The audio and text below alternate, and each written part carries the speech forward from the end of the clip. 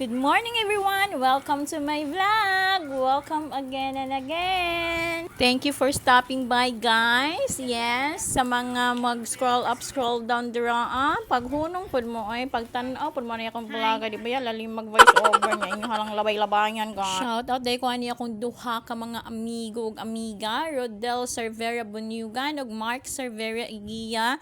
Guys, pa-follow ko sa ilaha guys. So for today's video guys, no, na ako yung realization sa atong kuan ba karon in a social media world.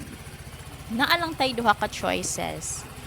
Kung gusto ba ta mahimong fault finder or a good seeker.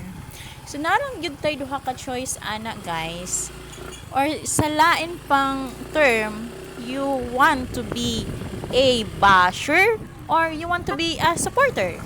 So naara nimo kung unsa ang imuhang pilion kay na naman kay buot kung unsay makakpagaan sa imuhang kasing-kasing. Pero kung ako ang papilion, let us be a supporter to each other.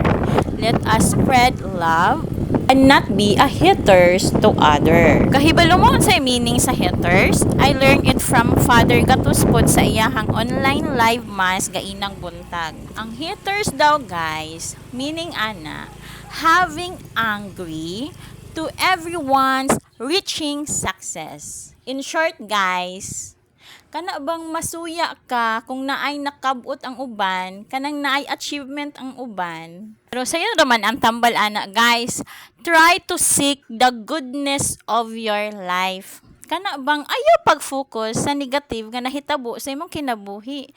Walang nimo nabantayan daghan day kaayog maayong mga panghitabo sa imong kinabuhi kay nag-focus ka permi sa negative nga nahitabo sa imong kinabuhi. Murahan akong correct ani oy, pero bitaw guys, lami kay sa pamati pag naatay Ginoo sa atong kinabuhi.